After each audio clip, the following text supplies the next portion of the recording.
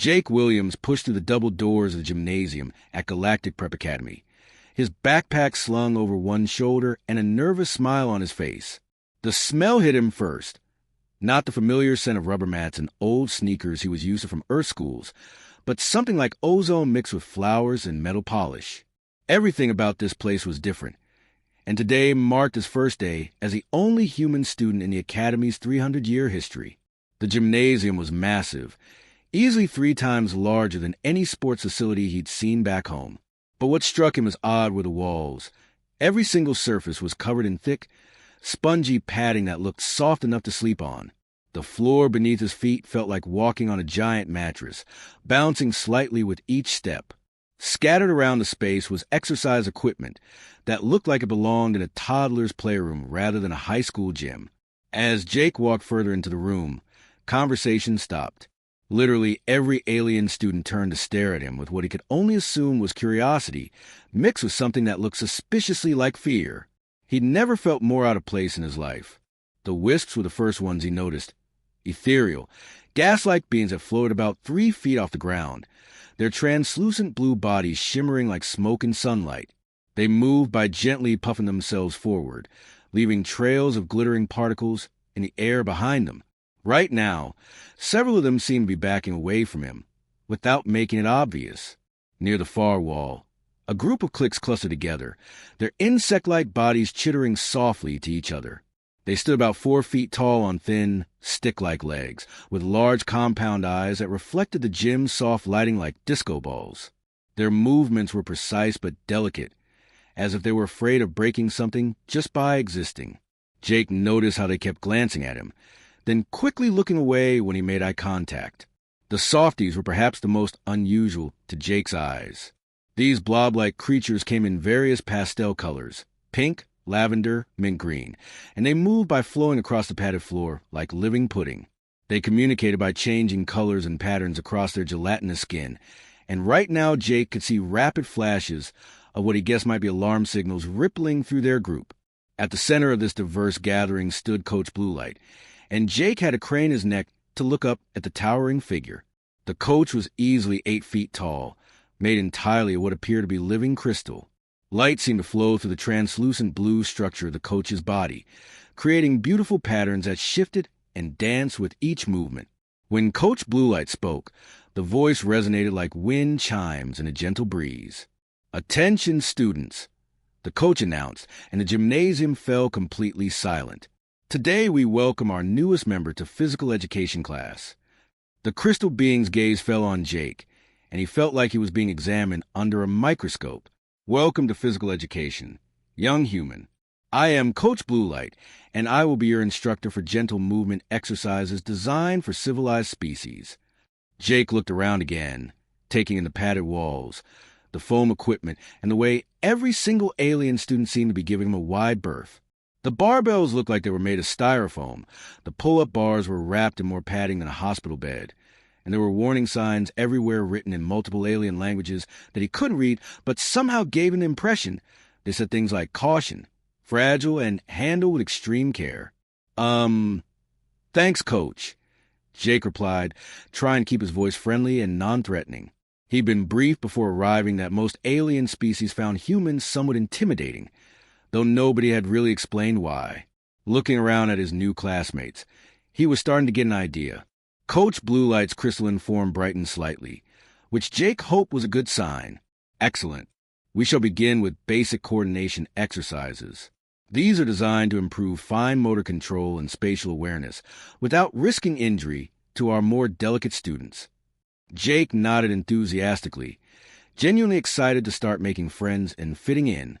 After all, how hard could alien gym class be? He'd played varsity soccer back on Earth, ran track, and spent summers hiking with his family. This looked like it would be a nice, relaxing change of pace. He had absolutely no idea that in the next few minutes, he would accidentally trigger the first school-wide Deathworlder emergency protocol in galactic history. Coach Bluelight moved to the center of the gymnasium with the fluid grace of living crystal, each step creating tiny musical notes that echoed softly through the padded space. The coach's translucent blue form caught the gentle overhead lighting, casting rainbow patterns across the foam-covered walls as the warm-up demonstration began.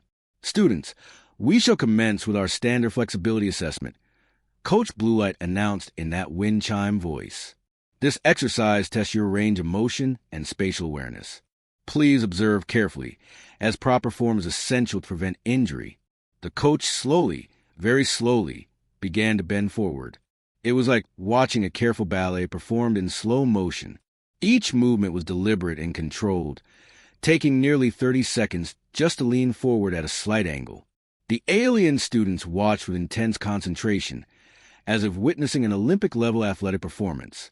Jake watched with growing confusion as Coach Bluelight continued the painstaking descent toward the floor. The coach's crystal fingers were still a good 2 feet away from those crystal toes when the demonstration reached its conclusion. Around the gym, several alien students nodded appreciatively, clearly impressed by their instructor's remarkable flexibility. "Excellent form, Coach," chirped one of the cliques, its compound eyes glittering with admiration. A pale pink softy rippled with what Jake was learning to recognize as applause colors, shifting to please lavender patterns across its gelatinous surface. "Now then," Coach Bluelight straightened up with the same careful precision, "let us see each student attempt this movement. Remember, there is no shame in limited flexibility. Many students require several semesters to achieve even half this range of motion." The alien student began lining up, each taking their turn at the apparently challenging toe-touch exercise. Jake watched in amazement as student after student struggled to bend forward even a few inches. The wisps had the easiest time, simply compressing their gaseous form slightly, but even they seemed to find the exercise taxing. The cliques moved their stick-like legs in tiny increments, their entire bodies trembling with effort. The softies could barely manage to curve their blob-like forms forward without losing their balance entirely. When Jake's turn arrived, he stepped forward with a friendly smile, completely unaware that every eye in the gymnasium was fixed on him with nervous anticipation. Back on Earth, touching your toes was something kids learned in elementary school. He'd been doing yoga with his mom since he was 8 years old, and this looked like the easiest warm-up he'd ever encountered. "All right, here goes," Jake said cheerfully, and without any hesitation whatsoever, he dropped straight down into a perfect split. The effect was immediate and dramatic. The gymnasium, would have been filled with the gentle sound of alien students cheering each other on, fell into complete, stunned silence. Jake, thinking this was probably too easy, decided to add a little extra to show he was taking the class seriously. He placed his hands on the padded floor and smoothly transitioned into push-ups. 1, 2, 3. His movements were fluid and controlled, the kind of basic exercise he'd done thousands of times before. By the time he reached push-up number 10, he noticed the strange quality of the silence around him. That's when he heard the first pop. A clique student near the front of the group had been staring so intensely that its compound eyes had literally extended out from its head on thin stalks, and one of them had just popped clean off, rolling across the padded floor like a marble. The student didn't even seem to notice, too shocked to react. 15, 16, 17. Jake continued his push-ups, starting to feel slightly concerned about the absolute silence. When he glanced up during push-up 18, he saw that one of the wisps had completely deflated. Its gaseous form now spread across the floor like spill fog. 20. Jake popped back up to his feet with a satisfied grin, brushing off his hands. That was fun. What's next? That's when Coach Bluelight's crystal body began to flicker. The steady blue glow that had illuminated the coach's form started to dim and brighten erratically, like a light bulb with a loose connection. The beautiful musical tones that accompanied the coach's movements became discordant, almost panicked. Red lights began flashing throughout the gymnasium. Somewhere above them, alarms started wailing. Security drones dropped from hidden panels in the ceiling. Their sensors focused entirely on Jake as they scanned him with bright blue beams. Medical emergency detected. Announced an automated voice over the gymnasium's speaker system. Student exhibiting signs of catastrophic system failure. Initiating emergency protocols. Jake looked around in growing confusion as chaos erupted around him. 2 more cliques had collapsed, their stick-like legs unable to support them in their shock. 3 softies had lost all color and structure, spreading across the floor like melted ice cream. The remaining wisps were frantically puffing themselves toward the exits, leaving trails of glittering panic particles in their wake. "Wait, what's wrong?" Jake called out, genuinely concerned now. "Is everyone okay? Do you need me to help?" The mention of Jake offering help caused Coach Blue Light's flickering to intensify dramatically, and 2 more students immediately fainted. After the stretching disaster, Coach Blue Light spent 15 minutes trying to calm everyone down.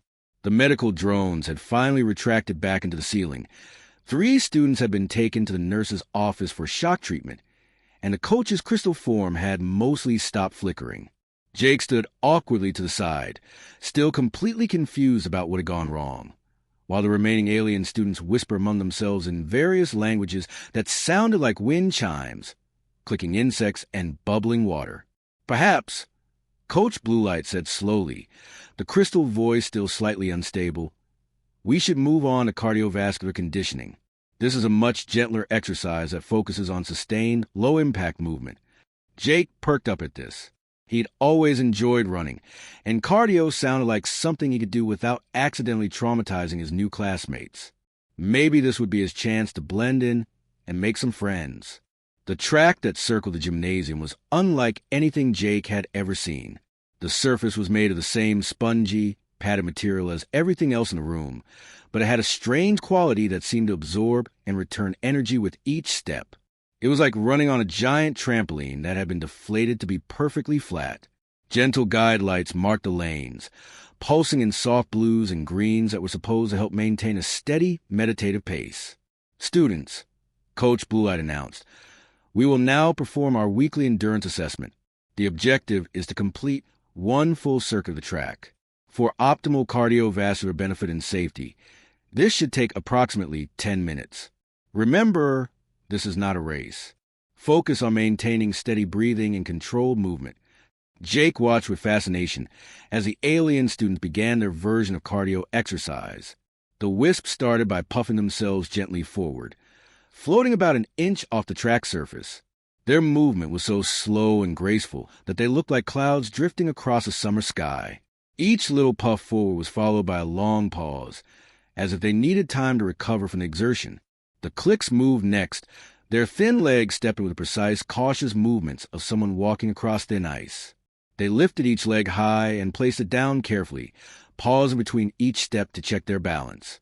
Their compound eyes swiveled nervously, as if they expected the track to suddenly become dangerous. The softies were perhaps the most interesting to watch. They flowed along the track like colorful pudding, extending a small portion of their gelatinous bodies forward, then slowly pulling the rest of themselves to catch up. The process looked like it took enormous concentration, and Jake could see colors shifting across their surfaces, and what he was learning were expressions of effort and determination. After watching for about 3 minutes, Jake realized that the fastest student had moved maybe 20 feet.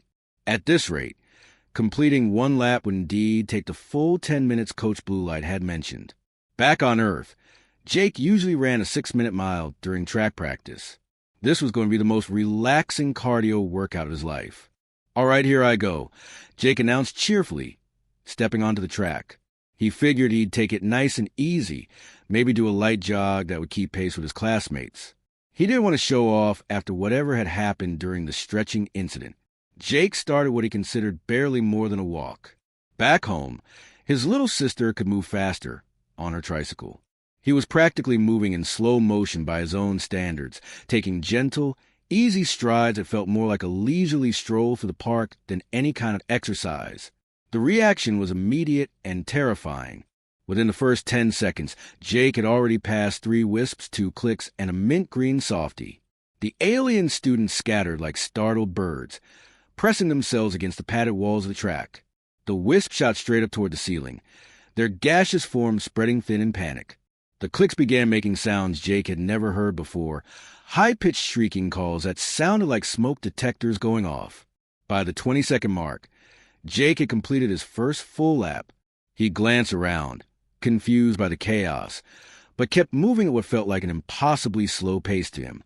The softies had completely abandoned any pretense of exercise, instead flattening themselves against the walls like colorful pancakes, their surfaces flashing rapid warning colors that strobe like emergency lights. 30 seconds in, Jake lapped his second fastest classmate for the second time. That's when Coach Blue Light completely lost it. The crystal beings four began flashing so rapidly, it looked like a disco ball having a seizure.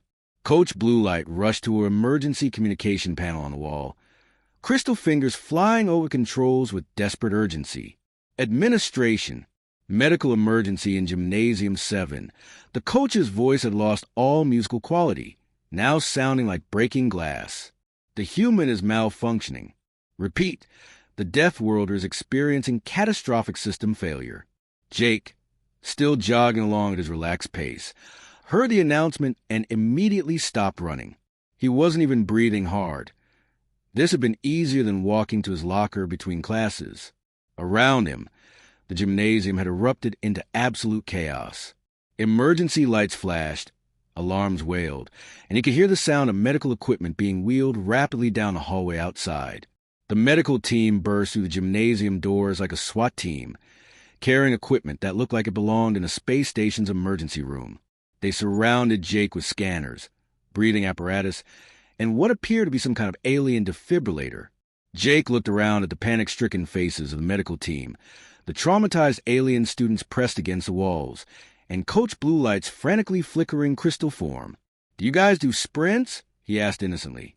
After the cardio catastrophe, it took another 20 minutes for the medical team to pack up their emergency equipment and leave. Jake had been scanned, prodded, and examined by 3 different alien doctors who all concluded he was somehow operating at impossible physical parameters. Coach Blue Light had filed 17 separate incident reports and was now communicating with school administration through rapid flashes of light that hurt to look at directly. The remaining alien students huddled in small groups near the padded walls, whispering among themselves and stealing nervous glances at Jake. He could tell they were talking about him, but he couldn't understand why everyone seemed so frightened. Back on Earth, he wasn't even considered particularly athletic. He played JV soccer and could barely bench press his own body weight. Yet here, he felt like some kind of unstoppable force of nature. "Perhaps," Coach Blue Light said very carefully, the crystal voice now trembling like wind chimes in a hurricane, "we should conclude today's activities with quiet meditation exercises." But Jake was determined to prove he could participate normally in alien gym class. He'd spent his whole life being the new kid who had to prove himself, and he wasn't about to give up now. His eyes wandered to the strength training section of the gymnasium, an area they hadn't explored yet. Maybe this would be his chance to show his classmates that he could control his apparently terrifying physical abilities. "Actually, Coach, I'd really like to try the weight training," Jake said with his most friendly, non-threatening smile. "I promise I'll be really careful this time." The reaction was immediate. Every alien student in the gymnasium began backing away from Jake, making various sounds of distress. The clique started their alarm chittering again. The wisp began deflating slightly in what Jake was learning was their version of anxiety, and the softies cycled through rapid color changes that definitely weren't happy ones. No, absolutely not," Coach Blue Light said, the crystal form flickering with what Jake was pretty sure was panic. "Young human, I really think we should stick to breathing exercises. Very gentle breathing exercises." But Jake was already walking toward the strength training area, and short of physically restraining him, there wasn't much the coach could do. The alien students scattered like leaves in a windstorm, pressing themselves against the far walls and watching with the fascination of people observing a natural disaster for what they hoped was a safe distance. The strength training equipment looked like it had been designed for a daycare center. Everything was brightly colored, heavily padded, and sized for beings who apparently had the physical capabilities of human toddlers. The barbells were made of what appeared to be hollow plastic, painted to look like metal but weighing virtually nothing.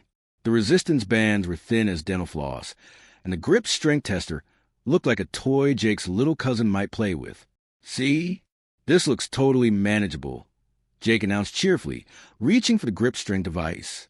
It was a small, egg-shaped object with sensors that measured how hard someone could squeeze it. According to the display, the school record was held by a student who had achieved a grip strength of 2.3 units. whatever those were. Jake wrapped his fingers around the device and gave it what he thought was the gentlest possible squeeze. There was a soft crunching sound, like stepping on bubble wrap, and the device completely crushed in his hand. Pieces of alien technology and what looked like glowing blue fluid dripped between his fingers. "Oops," he said, staring at the destroyed equipment. Maybe that one was already broken?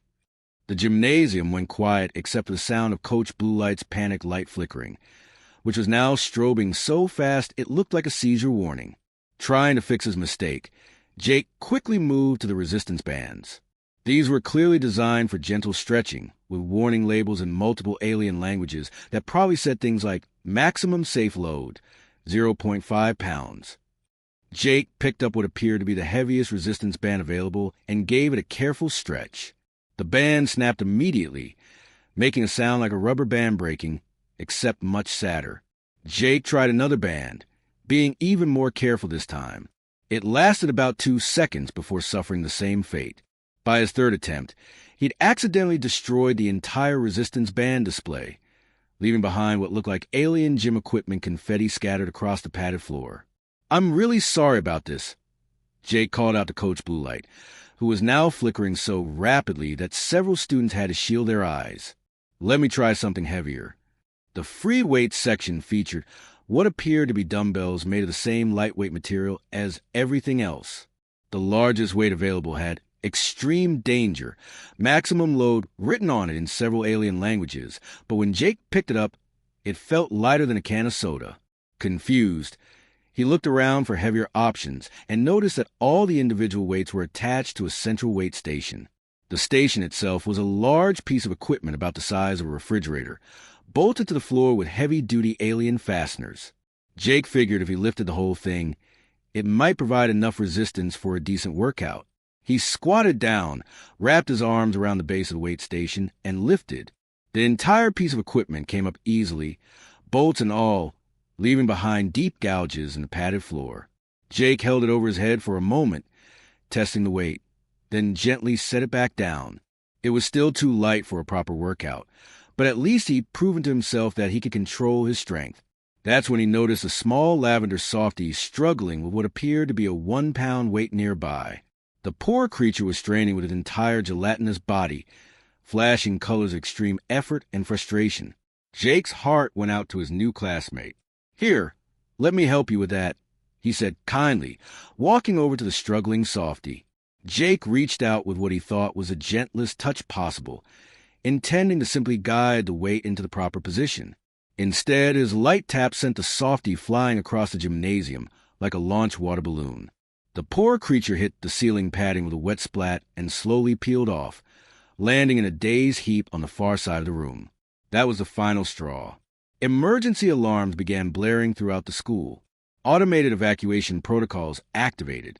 The remaining students fled the gymnasium in a panic that looked like something from a disaster movie. Coach Blue Light flickered one last time, and then went completely dark, apparently having fainted from the shock. Within minutes, Jake found himself sitting alone in the middle of the devastated gymnasium, surrounded by broken equipment and gouged flooring.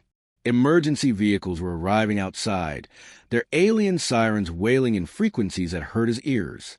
Through the padded walls, he could hear administrators shouting in various alien languages, probably coordinating some kind of crisis response. Jake looked around at the destruction he'd accidentally caused and felt genuinely terrible. All he wanted was to fit in with his new classmates and maybe make some friends. Instead, he'd somehow managed to traumatize an entire gymnasium full of alien students and destroy thousands of credits worth of equipment. He pulled out his tablet, thinking maybe he could do some homework while he waited for whatever was going to happen next. At least schoolwork was something he couldn't accidentally destroy with his apparently terrifying human strength. "I was just trying to help," he said sadly to the empty gymnasium. Why did everyone run away when I offered to help with their homework? Jake sat in the empty gymnasium for what felt like hours, surrounded by the wreckage of alien exercise equipment and deep gouges in the padded floor where he'd accidentally pulled up the weight station. Outside, he could hear the sounds of emergency vehicles, administrators shouting in various alien languages, and what sounded like a construction crew being called in to assess the structural damage he'd somehow caused to a room that was supposedly designed to be indestructible. His tablet lay forgotten in his lap as he stared at the ceiling, replaying the day's events in his mind. Every time he'd tried to participate normally, something had gone horribly wrong. The stretching that had made students faint, the casual jog that had triggered a medical emergency, the gentle strength training that had destroyed thousands of credits worth of equipment and accidentally launched a classmate into the ceiling. He was starting to think that maybe he just wasn't cut out for making friends with aliens. The gymnasium doors opened quietly, and a figure Jake hadn't seen before entered the devastated room. She moved with a calm, graceful stride that reminded him of his grandmother, someone who had seen everything and couldn't be shocked by anything anymore. She was humanoid in shape, but clearly not human, with soft purple skin that seemed to glow faintly from within and large, kind eyes that sparkled with intelligence and warmth. "Hello, Jake," she said, her voice carrying the gentle quality of someone who spent their life helping others through difficult times. "I'm Dr. Mellowmind, the school psychological counselor. I thought you might like someone to talk with after today's interesting events." Jake looked up at her, relieved to finally see a friendly face that wasn't flickering in panic or deflating in terror. "Hi, Dr. Mellowmind. I guess you're here to tell me I'm expelled, right? I mean, I accidentally destroyed half your gym and sent a student flying into the ceiling. Back on Earth, that would definitely get me kicked out of school." Dr. Mellowmind settled down beside him on the padded floor, her movements slow and deliberate in the way that all the aliens seemed to favor. "Actually, Jake, I'm here to explain something that should have been discussed with you before your first day. Something that would have prevented all of this confusion and fear." She gestured around the demolished gymnasium with a smile that held no anger or disappointment, only understanding. "You see, Jake, what happened today wasn't your fault. It was ours for not properly preparing you or your classmates for this integration. You could have known what you were walking into, because no one told you the most important fact about your species." Jake frowned, confused. "What do you mean? What fact?" Dr. Mellowmind's expression grew serious, but her voice remained gentle and warm. "Jake, in the galactic classification system, your home planet Earth is designated as a Class 12 death world. Do you know what that means?" "Not really," Jake admitted. "It sounds kind of scary, though." "It means," Dr. Mellowmind explained, "that your planet is so incredibly dangerous, so hostile to life, that the fact that any species could evolve and survive there are considered miraculous by galactic standards. Most of the students in this school come from what we call garden worlds, planets where the greatest environmental threats might be a gentle rainstorm or a shortage of fruit." She gestured toward the broken equipment around them. "Your world, on the other hand, has created a species that the rest of the galaxy considers to be living weapons. Not because you're violent or aggressive, but because your bodies have adapted to survive conditions that would instantly kill most other life forms." Jake stared at her, trying to process this information. "But I'm not particularly strong or fast. Back on Earth, I'm pretty average. I can't even make varsity soccer." Dr. Mellowmind chuckled softly. "Jake, your planet has a gravitational pull that is 3 times stronger than what most species can survive. The air you breathe contains oxygen at levels that are toxic to 70% of known life forms. Your weather systems include phenomena like tornadoes, hurricanes, lightning storms, and blizzards that could destroy entire alien cities." She continued, her voice filled with something that sounded almost like admiration. "Your world has predators that hunt in coordinated packs, diseases that your immune systems fight off without you even noticing, and environmental extremes that shift from freezing to boiling across different regions. The fact that humans not only survive on Earth, but thrive there means that what you consider normal physical capabilities are absolutely terrifying to the rest of us." Jake thought about his morning jog to the neighborhood, dodging his neighbor's overly friendly German shepherd, breathing the crisp autumn air, without giving a second thought. "So when I was just doing basic stretches..." "You were demonstrating flexibility that most species would need mechanical assistance to achieve," Dr. Mellowmind confirmed. "When you went for a light jog, you were moving at speeds that our students can only reach in emergency situations, and you weren't even breathing hard. And when you decided to try strength training, I accidentally proved that I could lift equipment designed for an entire gymnasium full of students. Jake finished, starting to understand. No wonder everyone was terrified. Dr. Mellowmine nodded. The grip strength device you crushed was designed to measure the maximum force that any student species could generate. The reading from your gentle squeeze was literally off our charts. Our computers couldn't even calculate a number that high. For the first time in hours, Jake found himself laughing. Not because anything was particularly funny, but because the sheer absurdity of the situation was finally starting to make sense. So I'm not a terrible person who accidentally terrorizes aliens. I'm just built for a much more dangerous world than this one. Exactly, Dr. Mellowmine smiled. And now that we understand the situation, we can work together to create solutions. The administration has already approved new Deathworld integration protocols specifically designed for students like you. You'll have your own customized gym schedule with equipment that can handle human-level physical activities, and your classmates will receive education about Deathworld species, so they can interact with you without fear. She stood up, brushing off her purple robes. In fact, I believe several students have already expressed interest in forming study groups with you.